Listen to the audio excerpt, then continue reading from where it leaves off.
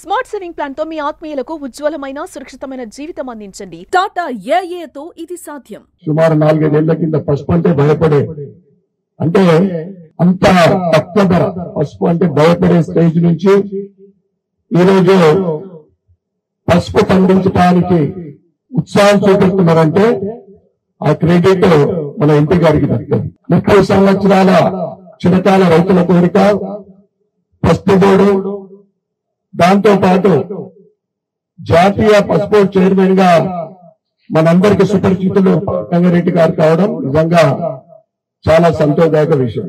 ఏదైతే నరేంద్ర మోడీ గారు రైతు ఆదాయం రెట్టింపు కావాలని ఒక ఆయన ఆలోచనకు అనుగుణంగా ఈరోజు ఇక్కడ ఈ ఫ్యాక్టరీ ప్రారంభించబడ్డది.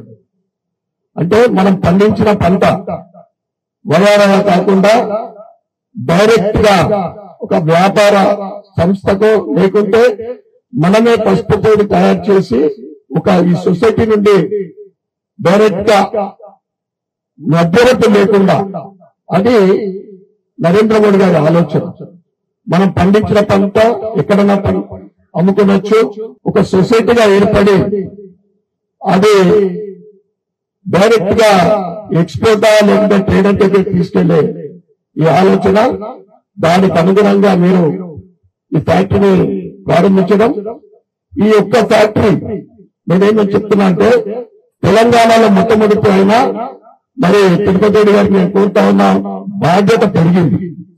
నేను రాజకీయ నాయకుడికి కాకుండా ఒక వ్యాపారస్తుడు నేను చెప్తా ఉన్నా, నేను వాల్యూ యాడెడ్ ప్రొడక్ట్స్ రెడ్డి గారు చెప్పినట్లు 20 రాష్ట్రాలలో పసుపు పండిస్తా ఉన్నారు. అరుణాచల్ ప్రదేశ్ కొన్ని ప్రాంతాలలో పసుపు 30,000 క్వింటాలు కూడా పడుతా ఉంది.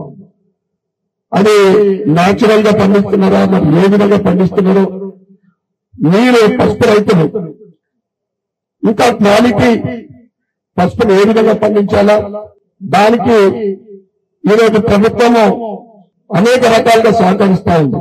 టెక్నాలజీ పరంగా కానీ, ఇన్ఫర్మేషన్ కానీ, ఏదైనా కానీ దానికి అనుగుణంగా ఈ ఏరియాలో ఇంకా క్వాలిటీ పసుపు పండించాలని ఈ ఏదైతే JNKPM ఇతర భవిష్యత్తులో ఇతర ఫ్యాక్టరీస్ కానీ ఇతర వ్యవసాయ ఉత్పత్తులకు కానీ ఇది ఒక ఇన్స్పిరేషన్ గా ఉంటూ ఇది అందరికీ ఆదర్శంగా నిలవాలని కోరుకుంటూ మరొకసారి ఈ సమావేశం ఇచ్చేసిన అందరికీ నన్ను పిలిచినందుకు మీ అందరూ కూడా కృతజ్ఞతలు చెప్తుంటూ మా ట్రస్ట్ ద్వారా అన్న కోరికల ప్రకారమే ఒక చిన్న మిషన్ ఇవ్వడము నా అదృష్టంగా భావిస్తా ఉన్నా.